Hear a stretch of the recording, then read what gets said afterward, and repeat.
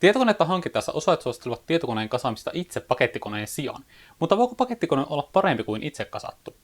Tällainen kysymys mulle tuli mieleen, kun Acer lähetti mulle Predator G1 CT10 tietokoneen testattavaksi. Joten joo, tämä video on tehty yhteistyössä Acerin kanssa. Ensimmäinen asia, joka minut yllätti pakettia avatessa, oli tietokoneen koko. Oli vaikea uskoa, että tämän kokoinen tietokone on lähes yhtä tehokas kuin päivittäisessä käytössä oleva tietokoneeni. Pakkauksessa tuli tietokoneen lisäksi hiiri ja näppäimistö. Näppäimistö ei ole mekaaninen, mutta siinä on yllättävän hyvä tuntuma. Lisäksi 3 kirkkaustason punainen taustavalo on silmille erittäin mukava.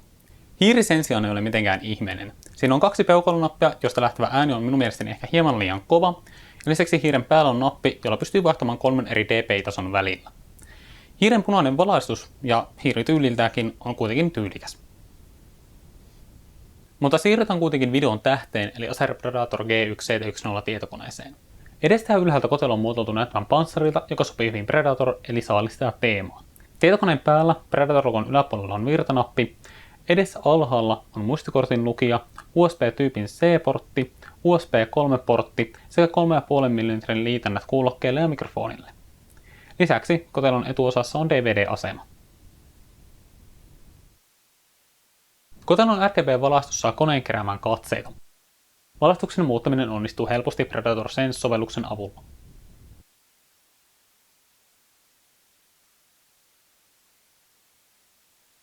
Lisäksi kotelossa on 2 kuulokketelinettä kotelon molemmilla puolilla, joten voit laittaa tietokoneesi kummalle tahansa puolelle pöytää ja kuulokkeesi ovat aina käden ulottuvilla. Tosin minulle tuosta ominaisuudesta ei ole paljon hyötyä. Punamusta tyyli seuraa myös tietokoneen sivuille. Tietokoneen molemmilla puolilla on mustaa taustaa vasten tyylikäs Predator-logo. Tietokoneen takaa paljastuu virtaliitäntöjen lisäksi 5.1 ääniulostulo, 4 USB-paikkaa, Ethernet-portti, näytön ohjaimen 3 DisplayPort-liitäntää sekä HDMI- ja DVI-D-liitännät. Katsotaan seuraavaksi, millä saalistaja toimii. Tämä Predator G1 CT10 on varustettu Intelin kerran lukitulla i5-6400 prosessorilla, 8 GB DDR4 muistia ja tallennusmuistina on vain 256 GB SSD, joka on pienimuotoinen pettymys, sillä pelitietokoneessa olisi hyvä olla vähintään myös 1 TB HDD-muistia.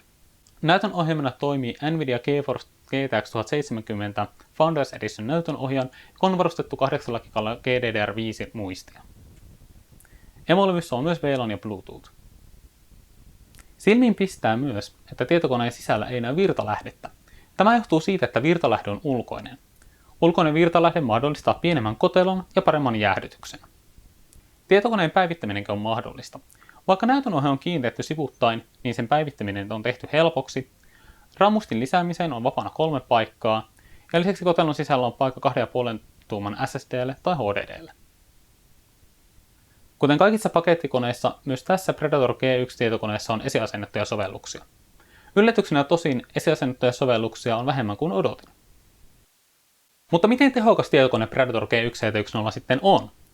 Vertasin Predatoria omaan tietokoneeseeni, joka on varustettu i7-4770K-prosessorilla, joka on ylikellottuna 4.2 GHz, Nvidia GTX 980 Ti näytön ohjaimella ja 32 GB RAM-muistia.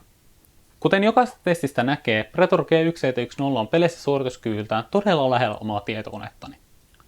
Benchmarkia tehdessäni huomasin tosin erään mielenkiintoisen asian.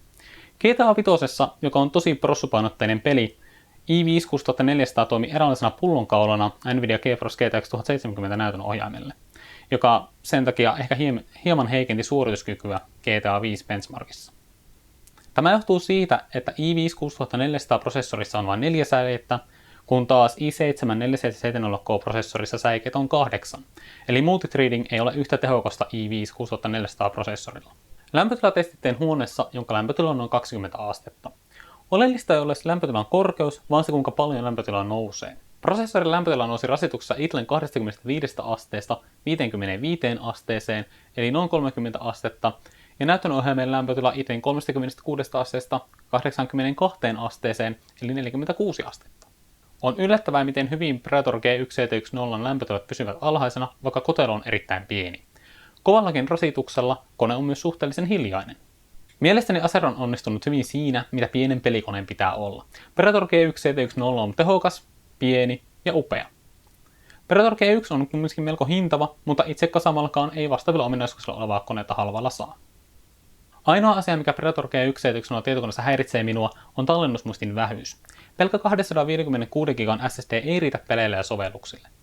Olisi hyvä, että pelikoneessa olisi vähintään yhden, mielellään 3 teran HDD peleille ja muille sovelluksille. Suuri kiitos Acerille, että lähettivät minulle koneen testattavaksi. Ja tosiaan, jos et ole vielä tilannut kanavaa, niin se kannattaa tehdä nytten. Tuolla on mukava pieni nappi, josta se onnistuu. Ja tosiaan, muistakaa myös jättää kommentteja ja tykätä videosta. Tai no, jos et tykännyt, niin voitte dislinkin laittaa, mutta please, kertokaa miksi, koska mä haluan palautetta, ja palaute on tärkeää, joten se voi laittaa kommenteissa.